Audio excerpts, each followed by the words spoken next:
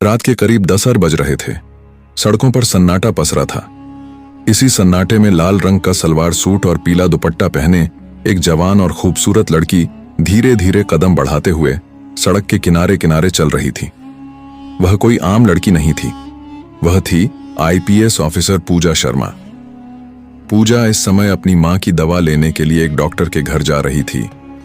उसकी चाल में आत्मविश्वास था, लेकिन चेहरे पर मां की तबीयत की चिंता साफ झलक रही थी। सड़क के मोड़ पर पहुंचते ही पूजा की नजर सड़क के किनारे बैठे कुछ पुलिस वालों पर पड़ी। वहां 3 से 4 हवलदार और थाने का इंस्पेक्टर मल्होत्रा बैठे हुए थे। उनके सामने शराब की बोतलें खुली पड़ी थीं और मोबाइल पर तेज आवाज में गाने बज रहे थे। वे सब ऊंची आवाज में ठहाके मार रहे थे, गंदी फपियां कस रहे थे और पूरी तरह नशे में चूर थे। जैसे ही इंस्पेक्टर मल्होत्रा की नजर पूजा पर पड़ी, उसकी आंखें चमक उठीं। उसने बगल में बैठे एक हवलदार को ठोकर मारते हुए कहा, ओए, देखो तो इतनी रात को कौन सी हसीन परी चली आ रही है। चलो थोड़ा मजा लेते हैं। यह सुनकर बाकी हवलदार भी कुटिल हंसी हंसने लगे। उन्हें जरा भी अंदाजा नहीं था कि सामने खड़ी यह लड़की कोई आम राहगीर नहीं, बल्कि उनके ही जिले की आईपीएस ऑफिसर है। पूजा ने जब यह सब देखा तो वह कुछ क्षण के लिए ठिठक गई। उसने गहरी सांस ली और सीधे कदम बढ़ाते हुए उनकी ओर बढ़ी। तुम लोग पुलिस होकर यह सब कर रहे हो, खुलेआम सड़क पर बैठकर शराब पी रहे हो, गंदे गाने बजा रहे हो। सरकार ने शराबबंदी लागू की है और तुम खुद ही कानून तोड़ रहे हो। अगर तुम लोग ही ऐसी हरकतें करोगे तो जनता से क्या उम्मीद की जा सकती है, पूजा ने सख्त लहजे में कहा। पूजा के स्वर में ऐसी दृढ़ता थी कि बाकी हवलदार एक पल को खामोश हो गए, मगर मल्होत्रा पर इसका कोई असर नहीं हुआ। वह लड़खड़ाते हुए उठा और पूजा के सामने आकर खड़ा हो गया। उसकी आंखों में नशा और हवस दोनों साफ झलक रहे थे। अरे मैडम, आप कहां जा रही हो इतनी रात को?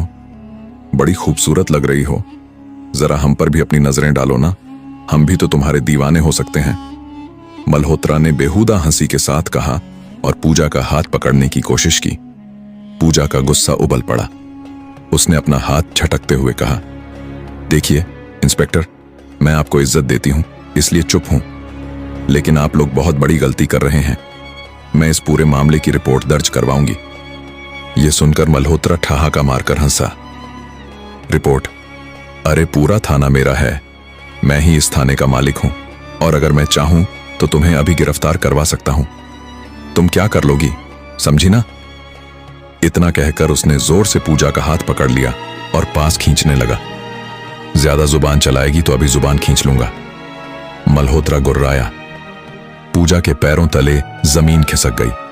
उसने सोचा भी नहीं था कि एक थाने का इंस्पेक्टर इतना गिर सकता है, मगर अगले ही पल उसने खुद को संभाला और दृढ़ स्वर में बोली, आप हद पार कर रहे हैं, सुधर जाइए वरना मैं आप सबको निलंबित करवा दूंगी।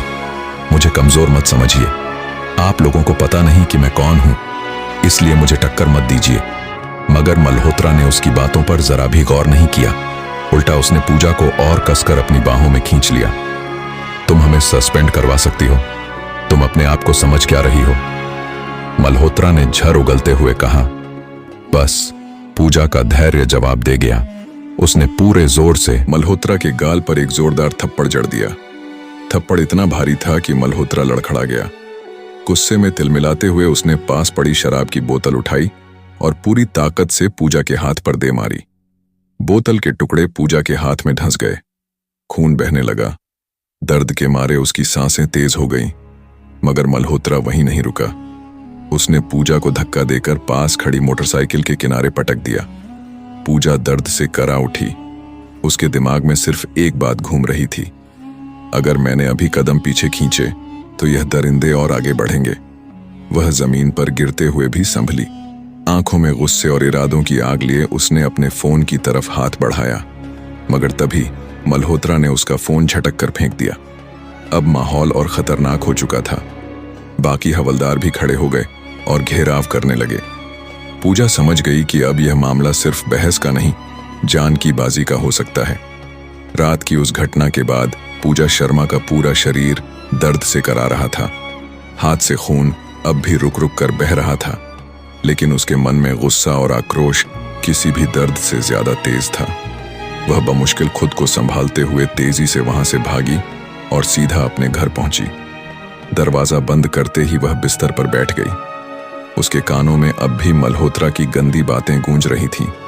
उसकी आंखों में गुस्से के साथ साथ बेबसी भी थी। हमारे जिले के थाने में ऐसी हरकतें हो रही हैं और कोई आवाज तक नहीं उठाता। ना जाने यह लोग कितनी लड़कियों को इस तरह परेशान करते होंगे। पब्लिक अगर शराब पी ले तो उसे पीट पीट कर लॉकअप में डाल दिया जाता है, लेकिन जब पुलिस वाले खुद नशे में सड़क पर दरिंदों की तरह घूम रहे हों तो उन्हें कौन रोकेगा। लेकिन नहीं, अब मैं चुप नहीं रहूंगी। इन लोगों को सबक सिखाकर रहूंगी। पूजा की आंखों में दृढ़ता झलक रही थी। उसने मन ही मन कसम खाई, इन्हें सस्पेंड करवा कर रहूंगी। हर उस लड़की को इंसाफ दिलाऊंगी जो इनकी दरिंदगी का शिकार हुई होगी। पूरी रात वह नींद की एक भी गोली नहीं ले सकी। सुबह होते ही उसने अपना एक प्लान बनाया। उसने अपने बचपन की सहेली रेशमा को फोन लगाया। रेशमा से उसकी गहरी दोस्ती थी और वह पूजा की बात मानने में कभी पीछे नहीं रहती थी। पूजा ने पूरी घटना और अपने प्लान के बारे में रेशमा को विस्तार से बताया। रेशमा ने बिना एक पल गंवाए उसकी मदद के लिए हां कर दी। अगली रात योजना के मुताबिक रेशमा को बिल्कुल साधारण लड़की की तरह तैयार किया गया। साधारण सलवार सूट पहनकर वह धीरे धीरे सड़क के उसी रास्ते पर चलने लगी जहां पिछली रात मल्होत्रा और उसके हवलदार शराब पी रहे थे। पूजा भी वहां मौजूद थी, लेकिन इस बार वह दूर एक पेड़ के पीछे छिपकर खड़ी थी। उसके हाथ में मोबाइल था जो रिकॉर्डिंग मोड में चल रहा था। जैसा अंदाजा था वैसा ही हुआ। सड़क किनारे वही दृश्य दोबारा था। इंस्पेक्टर मल्होत्रा और उसके हवलदार शराब की बोतलें खोले बैठे थे, गंदे गाने बजा रहे थे और बेहुदा हंसी उड़ा रहे थे। एक हवलदार ने रेशमा को देखा और मल्होत्रा से कहा, सर देखिए, आज फिर एक लड़की सड़क से जा रही है। मल्होत्रा ने आंखें तरेरी और मुस्कुराया। ओह, लगता है आज किस्मत हमारे साथ है। चलो आज इसे नहीं छोड़ेंगे, मजा लेंगे। वे सब उठकर रेशमा के पास पहुंचे। रेशमा घबराई सी खड़ी हो गई।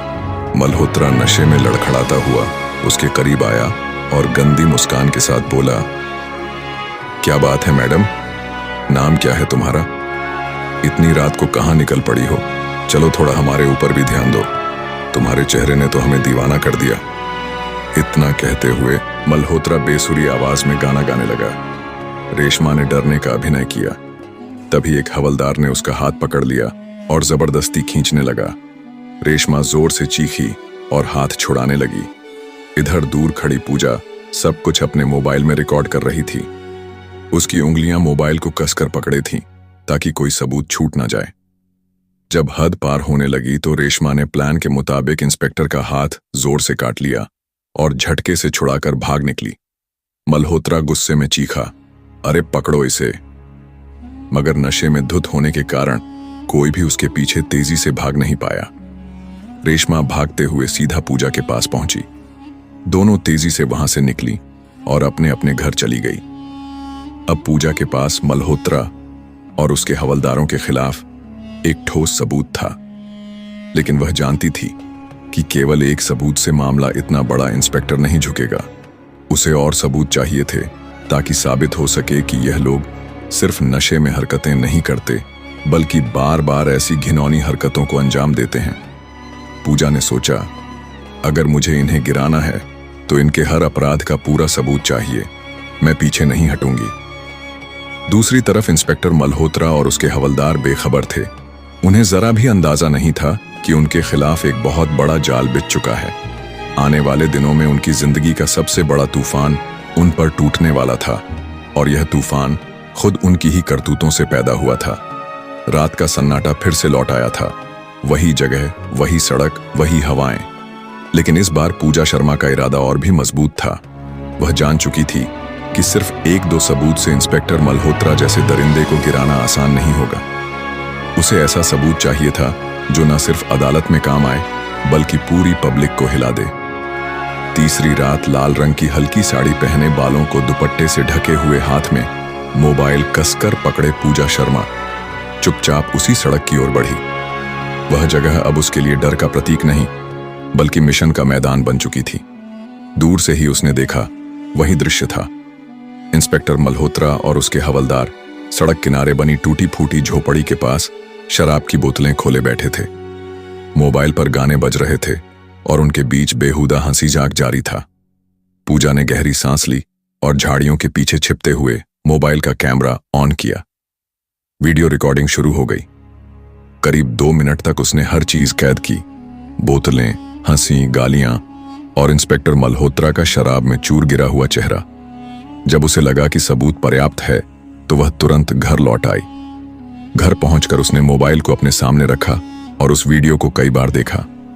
हर बार उसका गुस्सा और बढ़ता जा रहा था। ये लोग पुलिस की वर्दी में दाग हैं, इन्हें बचाने वाला कोई नहीं होगा। अब यह सबूत इन्हें बर्बाद कर देगा, उसने खुद से कहा। लेकिन पूजा को पता था कि सिर्फ वीडियो रिकॉर्डिंग से मामला नहीं बनेगा। मल्होत्रा के रसूख बड़े थे, थाने के कई लोग उसके इशारों पर चलते थे। उसे सस्पेंड कराने के लिए सिर्फ सबूत ही नहीं, पब्लिक सपोर्ट और बड़े अफसरों की मदद भी चाहिए थी। अगले दिन सुबह पूजा ने अपने पड़ोस की कुछ भरोसेमंद महिलाओं और बुजुर्गों को घर बुलाया। उसने उन्हें वीडियो दिखाया। वीडियो देखकर सबका खून खौल उठा। एक बुजुर्ग बोले, मैडम, अगर हमारे जिले के पुलिस वाले ऐसे काम करेंगे तो जनता कहां जाएगी? आप बिल्कुल सही कर रही हैं। हम गवाही देने को तैयार हैं। दूसरी ओर एक महिला ने कहा, मैडम, आप जैसे लोग ही हमारी उम्मीद है। आप जो कहेंगी हम करेंगे। पूजा के चेहरे पर हल्की मुस्कान आई। उसे समझ आ गया कि पब्लिक सपोर्ट मिल चुका है। अब बारी थी अगला कदम बढ़ाने की, बड़े अफसरों तक पहुंच। पूजा जानती थी कि मल्होत्रा को सीधे पकड़वाना आसान नहीं। अगर वह सीधे थाने जाती और शिकायत करती तो मामला दबा दिया जाता। इसीलिए उसने तय किया कि वह सीधे जिले के डीएसपी, फिर एसपी और जरूरत पड़ी तो डीएम तक जाएगी। सबूत तैयार करके वह सबसे पहले डीएसपी विकास सिंह के ऑफिस पहुंची। विकास सिंह एक सख्त और ईमानदार अफसर माने जाते थे। पूजा ने उन्हें पूरा वीडियो दिखाया और पूरी घटना विस्तार से सुनाई। डीएसपी वीडियो देखकर हैरान रह गए। मैडम, यह मामला बहुत बड़ा है। मल्होत्रा का नाम कई बार सामने आया है, लेकिन आज तक कोई ठोस सबूत नहीं था। आपने कमाल कर दिया, उन्होंने गंभीर स्वर में कहा। सर, मैं चाहती हूं कि इस मामले को दबाया ना जाए। मैं खुद गवाही दूंगी, पूजा ने दृढ़ स्वर में कहा। डीएसपी ने हामी भरी। आपको मेरी पूरी मदद मिलेगी, लेकिन हमें और सबूत चाहिए ताकि कोई लूप होल ना बचे। यह सुनकर पूजा ने अपने अगले कदम के बारे में बताया। सर, मैं एक और रिकॉर्डिंग करूंगी। इस बार ऑडियो भी साथ ही कुछ स्थानीय लोगों को साथ लेकर स्टिंग करूंगी ताकि कोर्ट में मामला टिक सके। डीएसपी ने उसकी योजना पर सहमति जताई और कहा, आपको सुरक्षा भी दी जाएगी और हाँ, मामले को मैं खुद ईएसपी साहब तक पहुंचाऊंगा। उस रात पूजा ने एक और योजना बनाई। इस बार उसने पड़ोस के 2 भरोसेमंद लड़कों और एक महिला को अपने साथ लिया।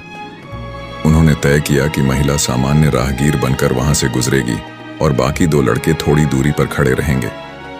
पूजा खुद कैमरे के साथ तैयार रही। जैसा अंदाजा था, मल्होत्रा और उसके हवलदार फिर वहीं हरकत करते दिखे। उन्होंने उस महिला को रोकने की कोशिश की, गंदी बातें की और हाथ पकड़ने की कोशिश भी की। सब कुछ कैमरे में रिकॉर्ड हो गया। इस बार पूजा के पास वीडियो प्लस ऑडियो दोनों सबूत थे। अगली सुबह पूजा सीधे एसपी संदीप चौहान के पास पहुंची। उसने सारे सबूत और पब्लिक गवाहों की सूची दिखाई। एसपी ने वीडियो देखते ही टेबल पर हाथ मारा।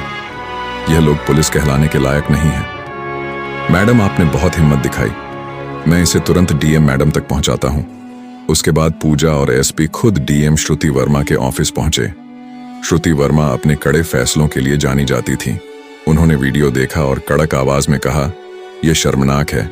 ऐसे लोग पुलिस की वर्दी पर कलंक हैं। मैडम, मैं आपके साथ हूं। डीएम ने तुरंत आदेश दिया कि पूरे मामले की जांच के लिए एक स्पेशल टीम बनाई जाए। साथ ही मल्होत्रा और उसके हवलदारों को तुरंत ड्यूटी से निलंबित करने का प्रस्ताव तैयार किया जाए। पूजा की मेहनत रंग ला रही थी। मल्होत्रा और उसके आदमी अभी भी अनजान थे कि उनकी गिनती की घड़ियां शुरू हो चुकी हैं।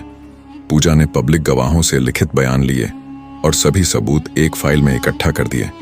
डीएम ने अगले ही दिन प्रेस कॉन्फ्रेंस बुलाने का आदेश दिया। पूजा मैडम, कल का दिन आपकी जीत का पहला दिन होगा। हम जनता के सामने इन दरिंदों का चेहरा उजागर करेंगे। पूजा की आंखों में चमक थी।